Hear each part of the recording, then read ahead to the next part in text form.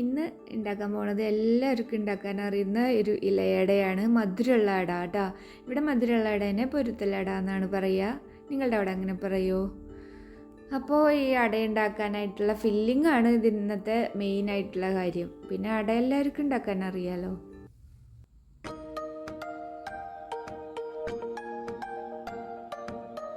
Filling ഉണ്ടാക്കാനായിട്ട് ആദ്യം തന്നെ ശർക്കര ഉരുക്കി വയ്ക്കുക. അപ്പോൾ ഒരു 3.5 അച്ച് ശർക്കര എടുത്തിട്ടുണ്ടായിരുന്നു. വലിയ അച്ചാണ് കേട്ടോ. അത് അരക്കപ്പ് വെള്ളം ഒഴിച്ചിട്ട് നന്നായിട്ട് ഉരുക്കിയെടുത്തു. ഇനി വേറൊരു പാത്രം വെച്ചിട്ട് അതിലേക്ക് ഇത് അരിച്ചൊഴിക്കുക. നമ്മൾ ഫില്ലിംഗ് ഉണ്ടാക്കാനുള്ള പാത്രമാണ് കേട്ടോ. അത് ചീനച്ചട്ടിയിലാണ് ഉണ്ടാക്കാൻ പോണത്. അപ്പോൾ നമ്മളത് ഉരുക്കി ഒഴിച്ചു. ഇനി ഫ്ലെയിം ഓൺ ചെയ്തിട്ട് അത് തിളച്ച് വരുമ്പോൾ 1.5 കപ്പ് നാളികേരം ചെരുകിയത് ഇട്ട് കൊടുക്കുക.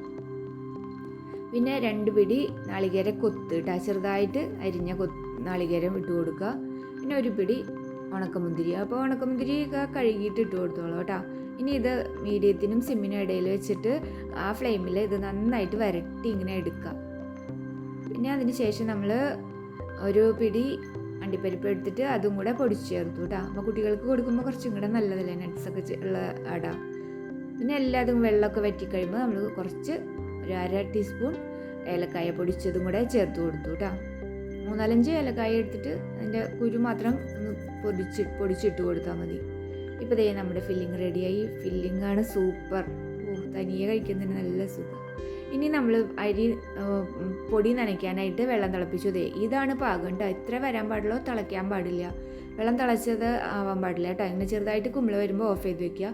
ആ വെള്ളം കൊണ്ടാണ് നമ്മൾ കുഴയ്ക്കാൻ പോണത്. 2 കപ്പ് പൊടി എടുത്തു. അതിലേക്ക് 1/2 ടീസ്പൂൺ ഉപ്പും ചേർത്തിട്ട് നന്നായിട്ടൊന്ന് മിക്സ് ചെയ്തിട്ട് ഈ വെള്ളം ഒഴിച്ച് നല്ല ഒരു കട്ടിയുള്ള സ്പൂൺ എടുത്താൽ വേഗം നമുക്ക് കുഴയ്ക്കാൻ പറ്റും. കൈ വെച്ച് കുഴയ്ക്കേണ്ട, കാരണം വെള്ളത്തിന് കുറച്ച് ചൂടുണ്ടല്ലോ. അങ്ങനെ ചെറുതായിട്ട് ഇങ്ങനെ തേച്ച് ഈ സ്പൂൺ കൊണ്ട് ഇങ്ങനെ കുഴച്ചെടുക്കാം. കുറേശ്ശെ വെള്ളം ഒഴിച്ചാൽ മതി കേട്ടോ.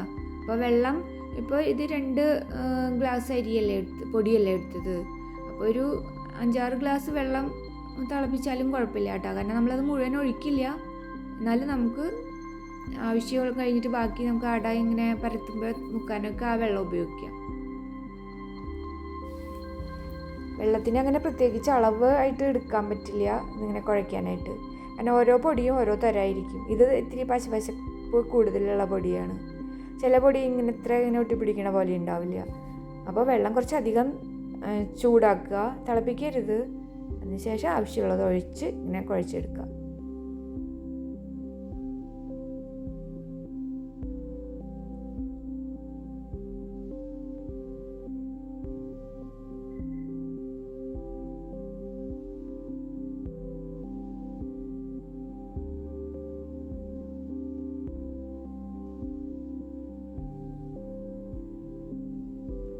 നമുക്ക് സ്പൂൺ വെച്ചിട്ട് തന്നെ കുഴച്ചാൽ മതി കേട്ടോ. ഇനി കൈ കൊണ്ട് ആക്കിയില്ലെങ്കിലും കുഴപ്പമില്ല, നന്നായിട്ട് നമുക്ക് ഇങ്ങനെ കുഴയ്ക്കാൻ പറ്റും.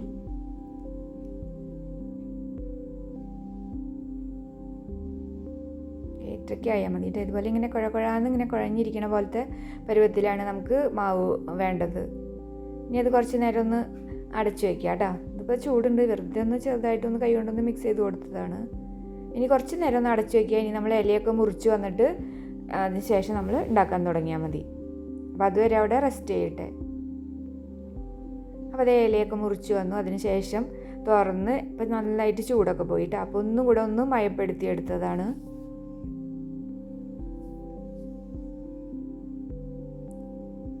ഇനി ഒരു പാത്രത്തിൽ നമ്മൾ നേരത്തെ തിളപ്പിച്ച വെള്ളം അവിടെ ബാക്കിയുണ്ടല്ലോ, അപ്പോൾ അത് അടുത്ത് തന്നെ വെക്കുക. ഇത് പരത്തുന്ന സമയത്ത് നമുക്ക് വെള്ളം ആവശ്യം വരും.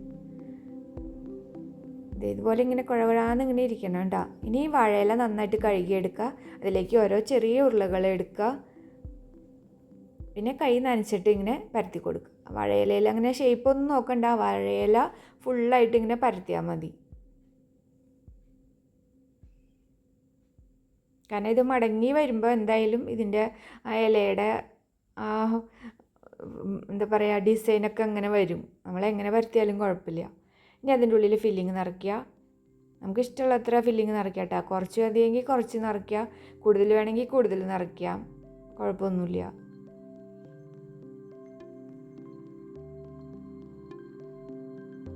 ഇത്രയൊക്കെ ഉള്ളൂ അടയുണ്ടാക്കാനായിട്ട്.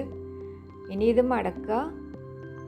ഇതുപോലെ നമ്മൾ ബാക്കിയുള്ളതൊക്കെ ചെയ്തിട്ടുണ്ട് കേട്ടോ. ഇനി ഇത് ഇഡലി പാത്രത്തിലാണ് വേവിക്കുന്നത്. അപ്പോൾ വെള്ളം വെച്ച് തട്ട് വെച്ചിട്ട് ഇത് ഓരോന്ന് ഇങ്ങനെ നിരത്തി കൊടുക്കുക. ഇതിപ്പോൾ 8 എണ്ണം കിട്ടിയിട്ടുണ്ട് കേട്ടോ. ഇനി ഇത് മീഡിയം ഫ്ലെയിമിൽ നന്നായി തിളച്ച് വരുമ്പോൾ ഒരു മീഡിയം ഫ്ലെയിമിൽ വെച്ചിട്ട് ഒരു 15 മിനിറ്റ് അത്രയും വെച്ചാൽ മതി കേട്ടോ. അത് കഴിയുമ്പോഴേക്കും ഇത് വെന്തിട്ടുണ്ടാവും. അപ്പോൾ ഇത് നല്ല സോഫ്റ്റ് ആയിട്ട് ഇത് തണുത്തു, നന്നായിട്ട് തണുത്തതിന് ശേഷമാണ് ഇത് കേട്ടോ. അപ്പോൾ നല്ല സോഫ്റ്റ് ആയിരുന്നു. അപ്പോൾ ഇതുപോലെ അട ഉണ്ടാക്കി നോക്കാത്തവർ ഉണ്ടാക്കി നോക്കിക്കോളൂ. ഈ ഫില്ലിങ് സൂപ്പറാണ് കേട്ടോ. നമുക്ക് എത്ര കഴിച്ചാലും മടുക്കില്ല. എന്തോ ഒരു പായസമൊക്കെ കഴിക്കണ പോലത്തെ ഒരു ടേസ്റ്റാണ് തോന്നുന്നത് അതിൽ. അപ്പോൾ ഈ അട ഇനി ഇഷ്ടപ്പെട്ടെങ്കിൽ ലൈക്ക് ചെയ്യുക, കമൻറ്റ് ചെയ്യുക, സബ്സ്ക്രൈബ് ചെയ്യുക. അടുത്തൊരു വീഡിയോയിൽ ഒരു സിമ്പിൾ റെസിപ്പി ആയിട്ട് നമുക്ക് വീണ്ടും കാണാം. ബൈ.